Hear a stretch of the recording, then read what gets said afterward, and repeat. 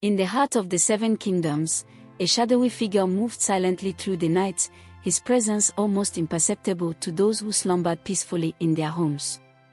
The man, known only as Akena, was a mystery even to those who thought they knew him. He was tall, with a brooding demeanor, and his eyes carried a cold, distant gaze that unsettled anyone who dared to meet it. The Seven Kingdoms, once a thriving and united region, had become fractured over time, plagued by famine, disease, and internal strife. But most disturbing of all was the rise of madness that had gripped the land. The once sane and joyful women of the kingdoms were slowly succumbing to an inexplicable insanity. They roamed the streets in tattered clothes, their minds lost to the dark forces that had overtaken them. Akena's path was clear. He was drawn to these women like a moth to a flame.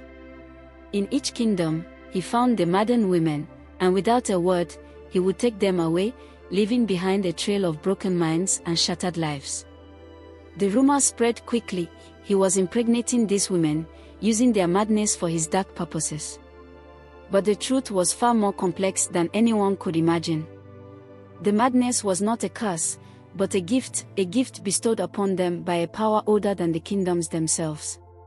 And Akena was not a villain, but a pawn in a much larger game, a game that would soon reveal itself to the world. The Seven Kingdoms, once united under the rule of a benevolent king, had fallen into disarray after his untimely death. Each kingdom was now ruled by a different lord, and the bond that had once held them together was shattered. The kingdoms were no longer allies, but rivals, each vying for power and control over the others. In the kingdom of Nibi, the people struggled under the rule of Lord Okoro, a tyrant who cared only for his own wealth and power. In Udu, the fertile lands that once fed the entire region lay barren, cursed by a drought that seemed to have no end. Aji, once known for its wisdom and culture, was now a place of despair, its libraries and schools abandoned as the people lost their will to learn. The kingdom of Onya was ravaged by disease, its people too weak to defend themselves against invaders. In Ihu, the madness had taken hold with such ferocity that entire families were lost to its grip. The once vibrant kingdom of Oka was a shadow of its former self, its people scattered and its lands overrun by bandits. And in the kingdom of Is, the people lived in constant fear, haunted by the spirits of their ancestors who had been wronged by their leaders. The Seven Kingdoms were a land of sorrow and pain, a place where hope was a distant memory. And yet, in the midst of all this chaos, Akena moved with purpose, his dark mission unfolding in ways that no one could have predicted. The madness that had taken hold of the women in the Seven Kingdoms was not a random affliction, but the manifestation of an ancient curse. Long ago, before the kingdoms were founded, a powerful sorceress had been wronged by the ancestors of the current rulers. Betrayed and left for dead, she had sworn vengeance upon their bloodlines. Her curse was simple yet devastating. Every generation, the women of the seven bloodlines would fall into madness, their minds twisted by the dark magic that she had unleashed. But there was a catch: only those women who possessed a certain power, a latent gift passed down through their ancestors, would succumb. This power, if harnessed correctly, could either bring about the destruction of the kingdoms or their salvation. Akena was not an ordinary man, he was a descendant of the sorceress, born with the knowledge and the power to control the curse. But he was also bound by a prophecy that foretold the coming of a child, born of madness, who would either destroy the seven kingdoms or unite them under a new rule. As Akena traveled through the kingdoms, seeking out the maddened women, he was driven by a need to fulfill this prophecy. He impregnated the women, not out of malice, but to bring forth the child of prophecy. But with each woman he took, the curse grew stronger, and the madness spread further. The first woman to fall under Akena's spell was Adana, the daughter of Lord Okoro of Nibi. She had been a vibrant and intelligent young woman, admired by all who knew her. But shortly after her 18th birthday, she began to change. Her once bright eyes dulled, her laughter ceased, and she wandered the halls of her father's palace as if lost in a nightmare. Lord Okoro, desperate to save his daughter, tried every remedy he could find. He summoned healers, priests, and even consulted the ancient texts that spoke of the curse, but nothing could bring Adana back from the brink of madness. She became a shadow of her former self, confined to a small room where she would mutter to herself and scratch strange symbols into the walls. It was in this state that Ikene found her. He entered the palace unnoticed, as if the darkness itself had granted him passage. When he reached Adana's room, he gazed upon her with a mixture of pity and resolve. He knew that she was the first of many, but he also knew that her child would be the key to unlocking the curse's power. Without hesitation, Ikene performed the dark ritual that would ensure Adana's conception. Her madness deepened, and within days, the signs of her pregnancy began to show. Lord Okoro, unaware of Ikene's involvement, was horrified and ashamed. He locked Adana away, determined to hide her condition from the world. But the whisper spread quickly, and soon all of Nibi knew of the mad woman's child. The once proud kingdom was thrown into turmoil as the people feared what would come from such an unholy union. Kayameka, the beloved daughter of Udu, was known for her beauty and grace. She was the pride of her people, and many believed that she would one day restore the kingdom to its former glory. But the drought that had cursed Udu also seemed to affect her, as if the land's suffering was reflected in her own soul. As the months went by, Kayameka began to withdraw from those around her. She spent her days staring out at the barren fields, her mind drifting further from reality. Her parents, heartbroken, watched as their once vibrant daughter slipped away into madness. When Ikene arrived in Udu, he found Kayameka wandering through the dead crops, her bare feet leaving trails in the dust. She looked up at him with eyes that seemed to see right through him, and without a word, she allowed him to take her hand. The ritual was performed under the cover of night, deep within the dying fields.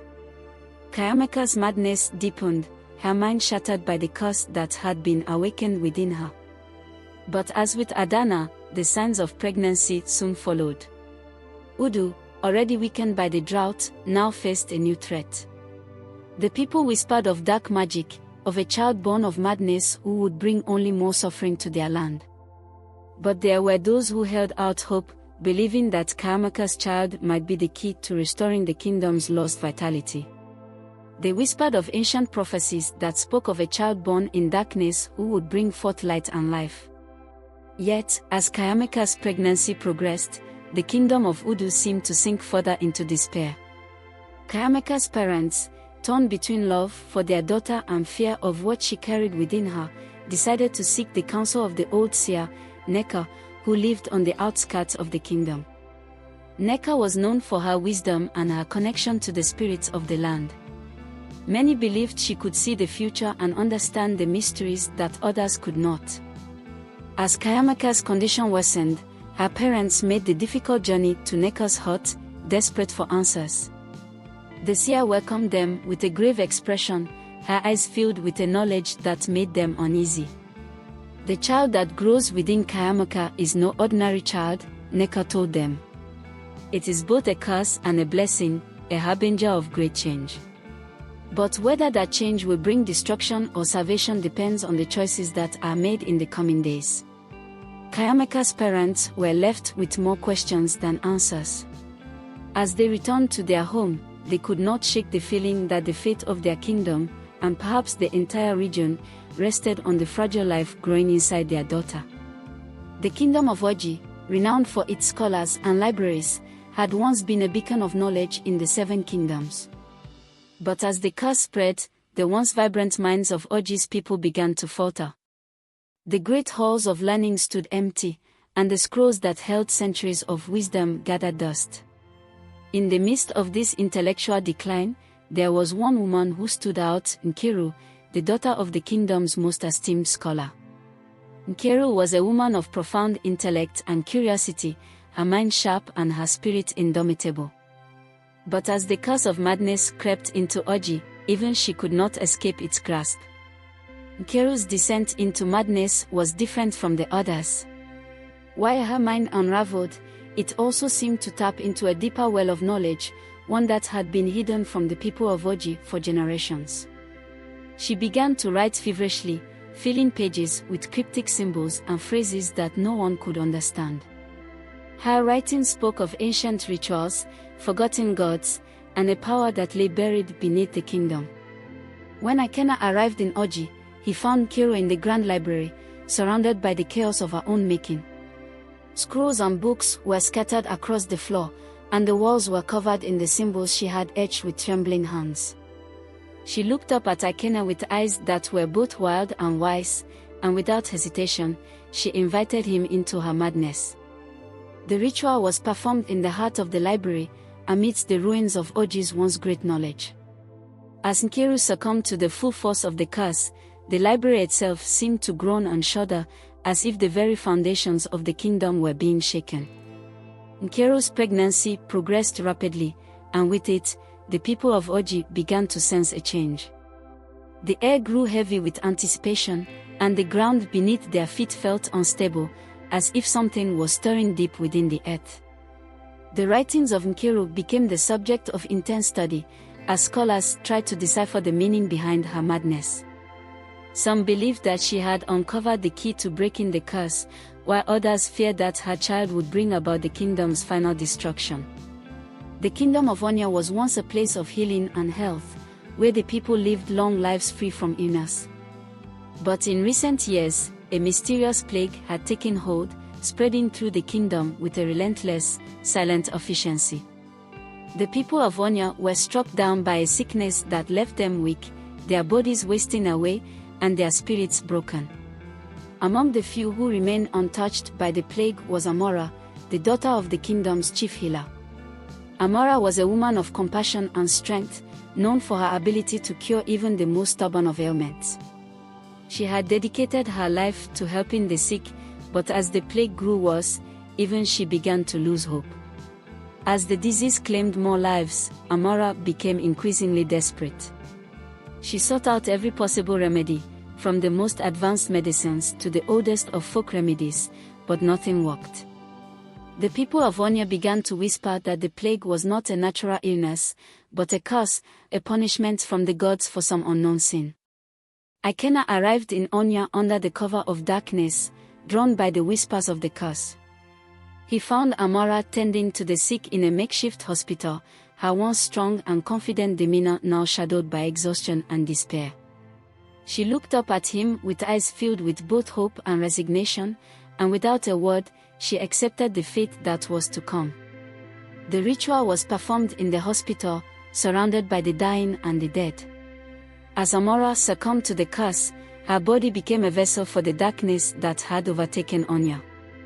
But as with the others, her pregnancy brought with it a sense of change, a feeling that the end of the plague was near, but that something far more dangerous was on the horizon. The people of Onya, weakened by the plague and fearful of what was to come, began to pray for salvation. But their prayers were met with silence, and the only sound that filled the air was the coughing and wheezing of the sick. The kingdom of Ihu was a place where madness had taken hold with a ferocity unmatched by the other kingdoms. Entire families had been consumed by the curse, their minds twisted into a state of uncontrollable frenzy. The streets of Ihu were filled with the cries of the mad, and the once orderly society had descended into chaos. At the center of this chaos was Obianuju, the daughter of the kingdom's head counselor. Obianuju had been a woman of great intellect and influence, but the curse had taken her mind and turned her into a creature of impulse and irrationality. She roamed the streets of Ihu, her hair wild and her clothes torn, her once sharp mind now lost to the madness. When Ikenna arrived in Ihu, he found Obianuju in the town square, leading a group of madmen and women in a bizarre and frenzied dance. The people of Ihu watched in horror as the madness spread, afraid to intervene for fear that they too would be consumed. Ikenna approached Obianuju with caution, his presence calming the chaos around her. She looked at him with wide, unblinking eyes, her movements slowing as if she recognized him as part of her fate. The ritual that followed was performed in the midst of the madness, with the madmen and women as witnesses. Obianuju's pregnancy was swift, and with it came a strange and unsettling calm that spread through Ihu. The madness that had gripped the kingdom began to recede, but it left behind a lingering sense of unease. The people of Ihu did not know whether to be relieved or terrified, as the child growing within Obianuju seemed to hold the key to both their salvation and their doom. But there is a sudden stillness as Akena enters the scene, his presence calming the chaos around them. The square is filled with a sense of impending doom, the sky above dark and foreboding. The kingdom of Oka, once known for its riches and cultural heritage, had become a lawless land overrun by bandits and marauders. The royal family had been overthrown, and the throne was now held by a ruthless bandit queen named Ebo. She ruled with an iron fist, her heart hardened by the betrayal and violence that had brought her to power. Ebo was feared by all, but there was one thing that haunted her more than any enemy, the madness that had begun to creep into her mind. She had been a fierce and cunning leader, but recently, strange voices had started whispering in her ears, and visions of darkness and blood filled her dreams. She kept her condition a secret, fearing that any sign of weakness would lead to her downfall. When Akena arrived in Oka, he found the kingdom on the brink of total collapse. The people lived in fear, not just of the bandits but of the strange occurrences that had begun to plague the land.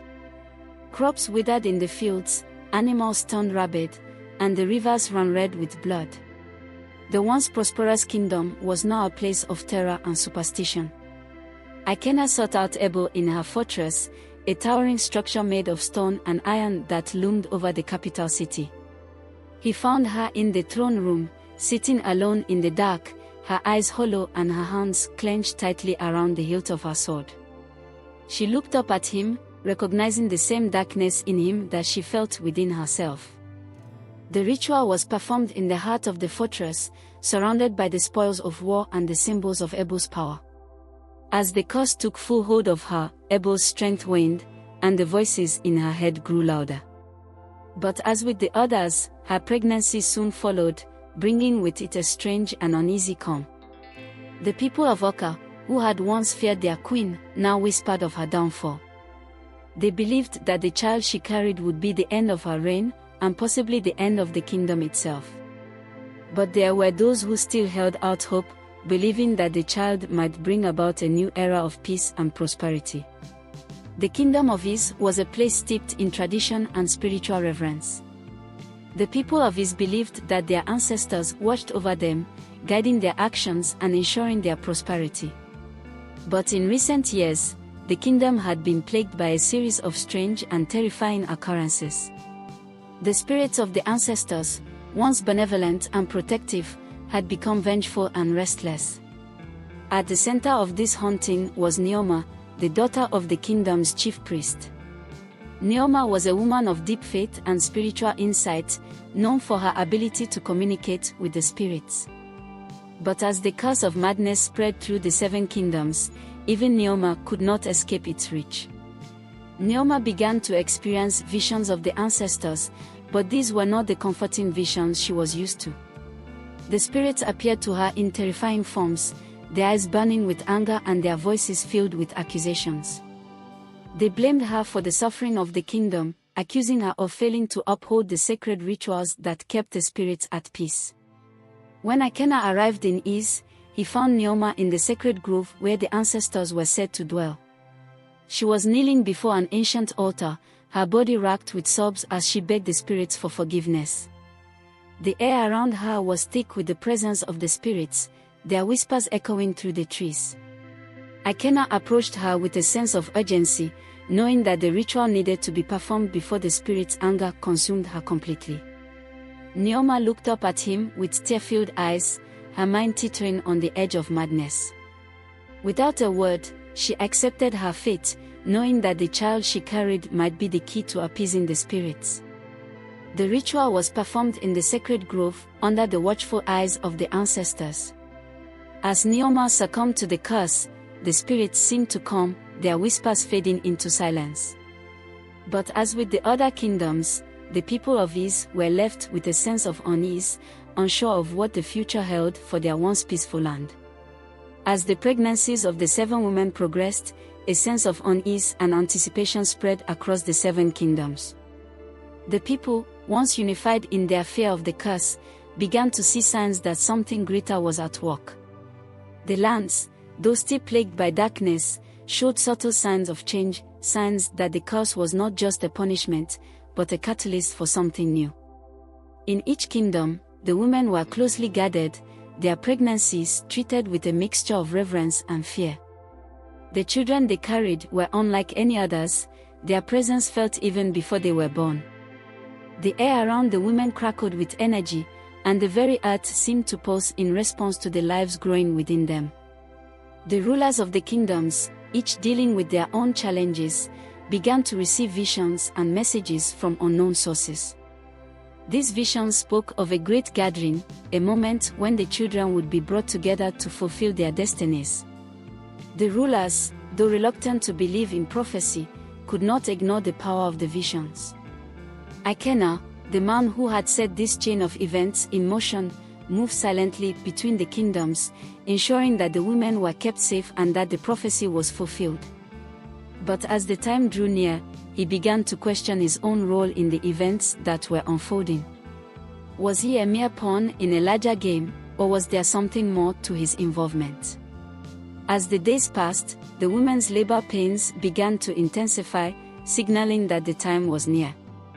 The people of the 7 kingdoms held their breath, waiting for the moment when the children of prophecy would be born and their fates revealed.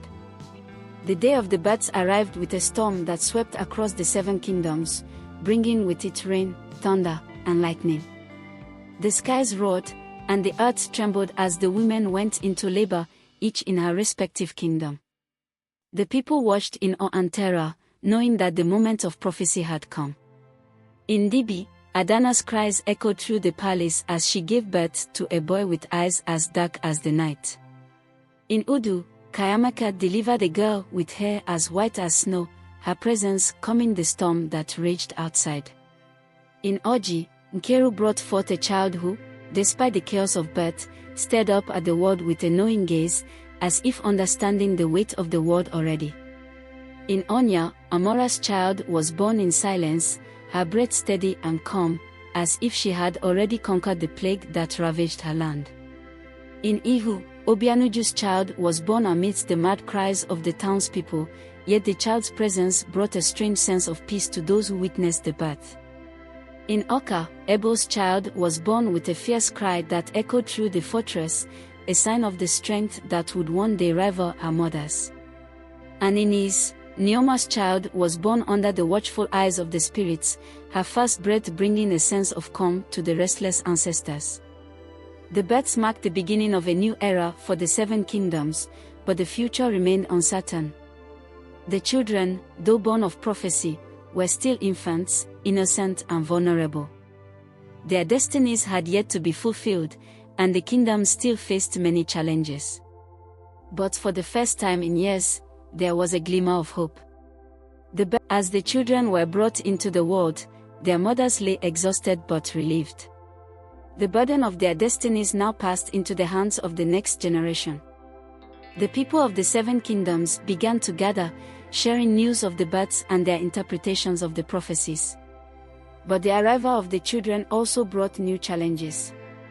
Each kingdom faced the question of how to raise these special children and prepare them for the roles they were destined to play. The rulers and leaders of the 7 kingdoms knew that their actions in the coming years would shape the future of their lands.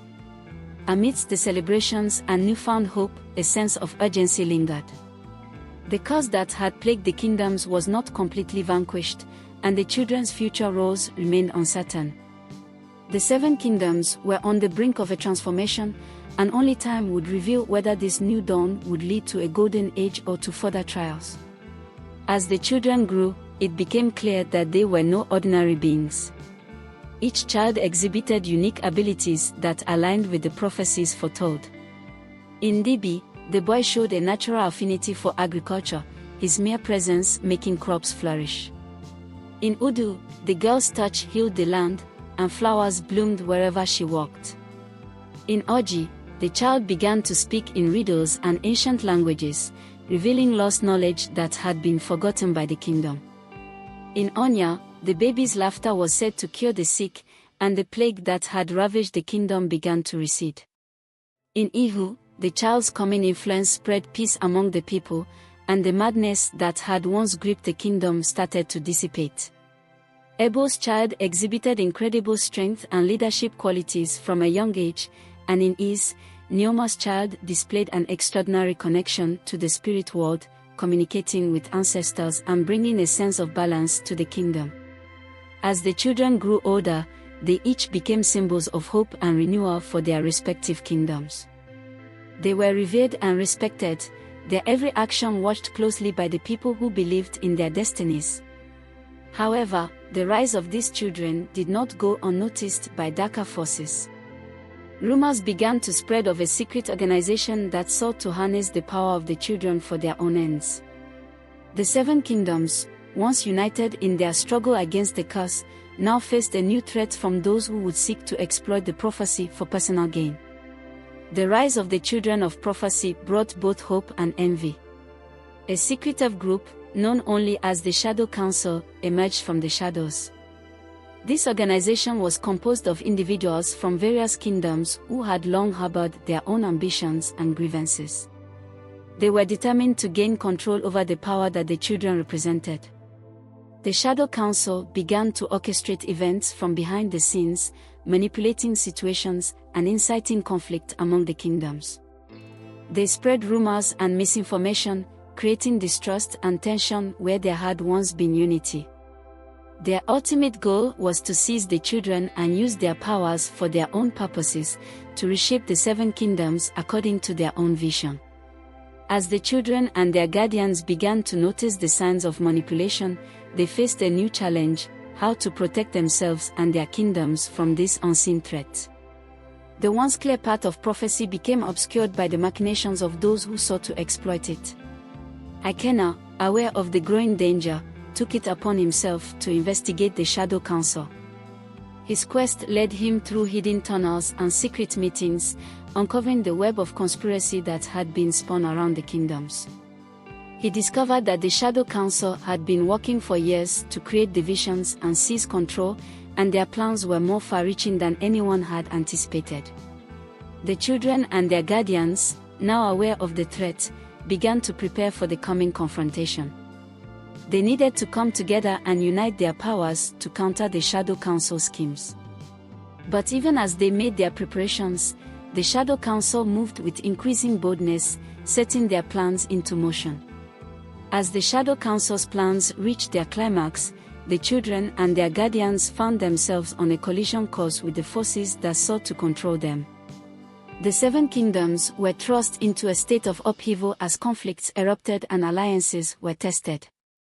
The children, guided by their unique abilities and the wisdom they had gained, led their people in a struggle against the encroaching darkness.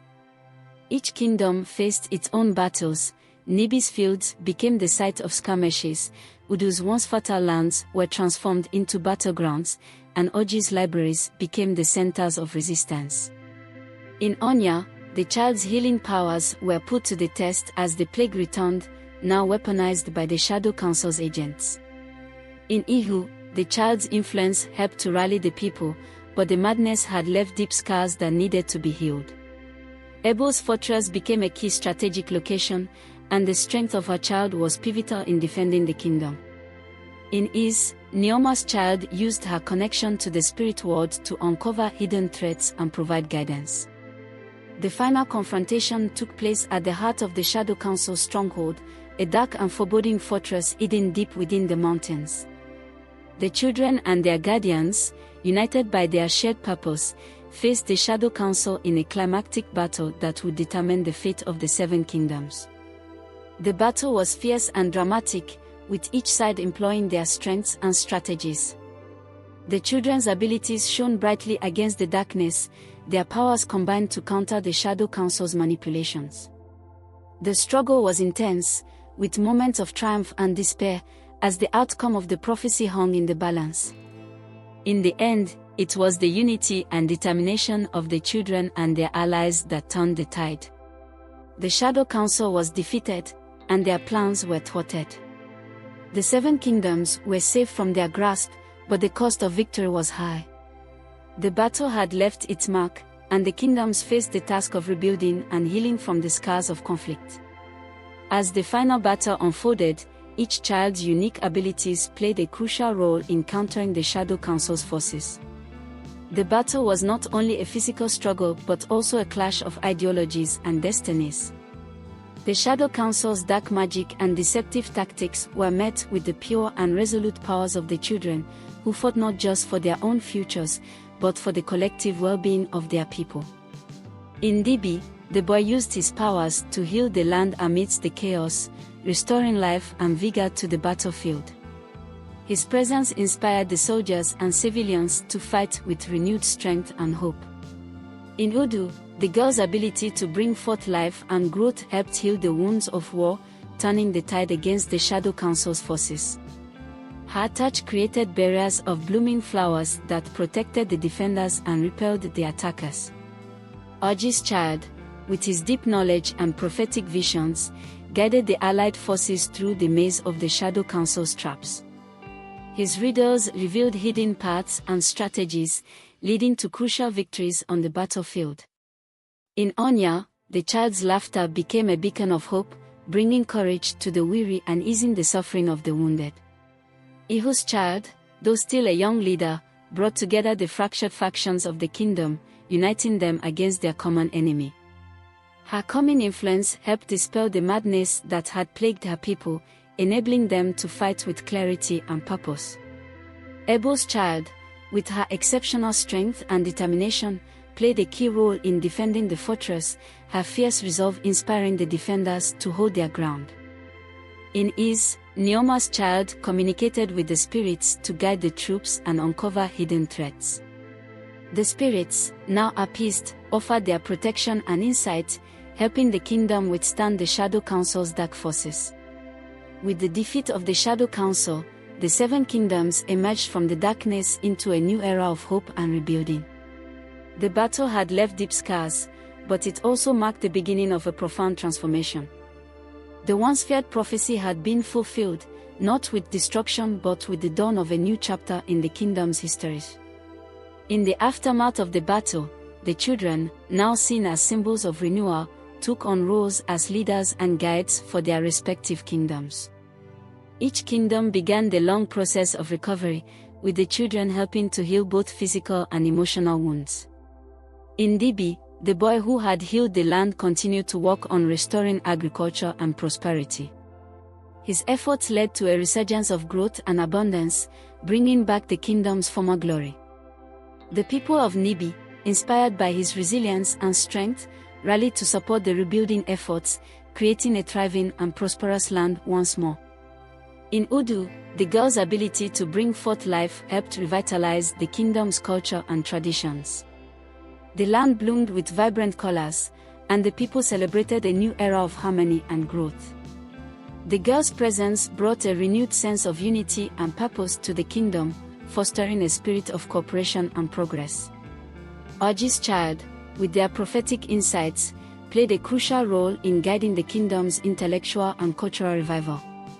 The ancient knowledge rediscovered during the battle was used to advance the kingdom's education and wisdom.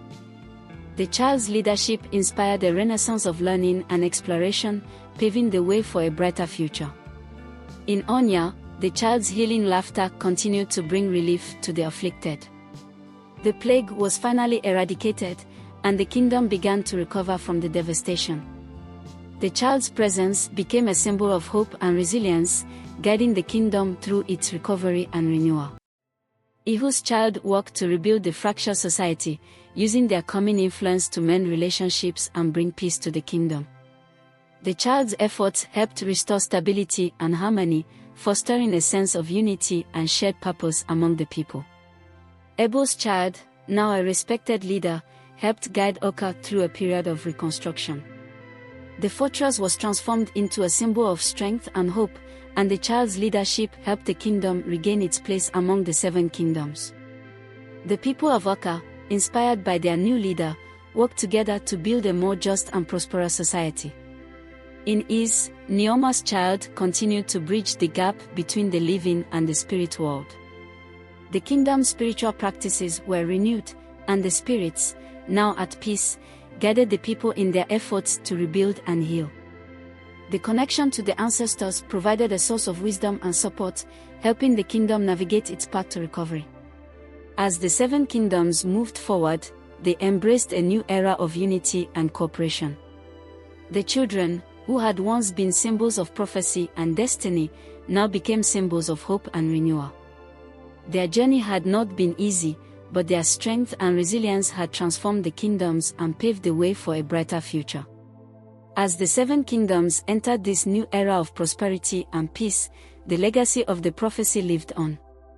The children who had once been part of a grand and complex vision now embodied the hope and renewal of their lands. Their stories became legends, passed down through generations as a testament to their courage and the power of unity.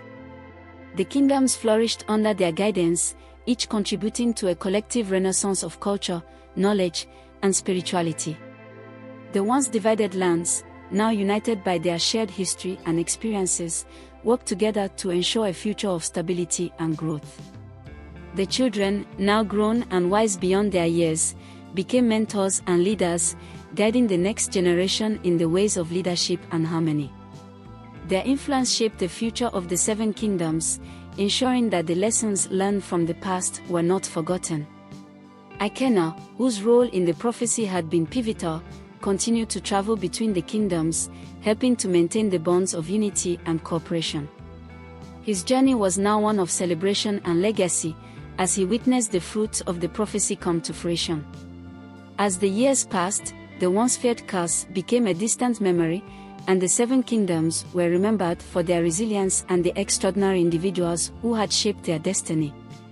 The prophecy had been fulfilled not with destruction but with a new beginning, a testament to the power of hope, unity, and the strength of the human spirit. The seven kingdoms, now a beacon of peace and prosperity, continued to thrive, their legacy forever marked by the story of the children who had transformed their world.